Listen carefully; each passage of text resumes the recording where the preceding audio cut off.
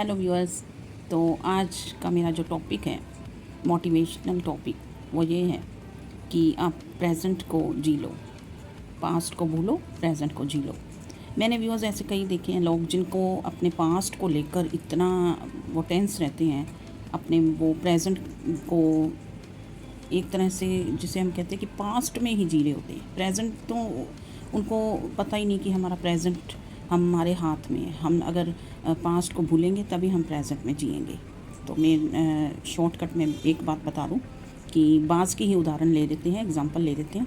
बाज़ जो है ना, वो मरे हुए जानवरों को नहीं खाता। बाज़ मरे हुए जानवरों को नहीं खाता। क्यों नहीं खाता? क्योंकि ये उसकी एटीट्यूड है, उसका एक उसका रुतबा है। वो अकेला रहकर भी जो पक्षियों का राजा है, एक ऐसा ही वो पक्षी है जो सब पक्षियों का राजा है, जो मरे हुए जानवरों को नहीं खाता, अकेला उड़ता है चाहे मुश्किलें कितनी भी आए।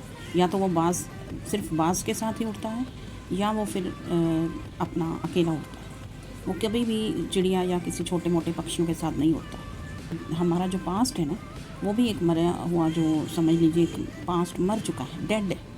तो हम उस जो पास्ट मर चुका है, हम उसको लेकर क्यों टेंस रहते हैं? क्यों अपने प्रेजेंट को हम मार रहे हैं? तो एक बाज़ की तरह ही जिए जो शान और शौकत से जीता है। पास्ट को भूल कर प्रेजेंट में जिए, क्योंकि पास्ट की जो आपके साथ जितना भी बुरा हुआ, जो भी आपकी जो पास्ट की जो नेगेटिव हुआ, आपके साथ कुछ भी गलत हुआ, आप उसको ही सोच सोच कर अपने प्रेजेंट को ख़राब कर रहे हैं, अपने प्रेजेंट को जी नहीं रहे। तो मैं तो यही कहूँगी कि एक बाज़ का एग्ज़ाम्पल लीजिए और बाज़ की तरह जिए, तो ज़्यादा लाइफ बेटर हो जाएगी। अपने प्रेजेंट में जिए, फ्यूचर और पास्ट को एकदम से परे करके अपने आप को अपने प्रेजेंट में रखें। और चाहे मुश्किलें कितनी आंधी तूफान आए, आप एक बाज़ की तरह ही उड़ना सीखें, जो इतनी ऊंचाई, बारिश आने या तूफ़ान आने से भी घबराता नहीं है। और हमारी लाइफ भी ऐसी ही है, हमें भी बाज़ की तरह ही अपनी लाइफ को जीना चाहिए, जो चाहे कितनी भी आंधी तूफ़ान को आप मुश्किलों का एक सिंबल मान लीजिए कि हमारे जीवन में भी जो मुश्किलों के पहाड़ टूटते हैं, जिसे कहते हैं, मुश्किलें आती हैं, आंधी तूफ़ान समझ लीजिए, जो मुश्किलों का रूप धारण करके आती हैं, तो हमें उनको बुलाकर हमारे जो प्रेजेंट में है, हमें उसमें डटे रहना है। अपने एक लक्ष्य को पाने के लिए हमें इधर उधर नहीं झांकना चाहिए, हमें अपने लक्ष्य को पाने के लिए आगे बढ़ना चाहिए। तो आज मैं यही कहूँगी कि मरे हुए जानवरों को जैसे बाज़ नहीं खाता, जो पास्ट का एक सिंबल है, तो आप ऐसे पास्ट को भूल जाइए। ऐसी पुरानी यादें जो आपको तंग करें, परेशान करें, रुला दें, या जिनको सोच कर आप बार बार दुखी हों, तो अपने माइंड से उन पास्ट की जो डेड जो थॉट्स हैं उनको डिलीट करें।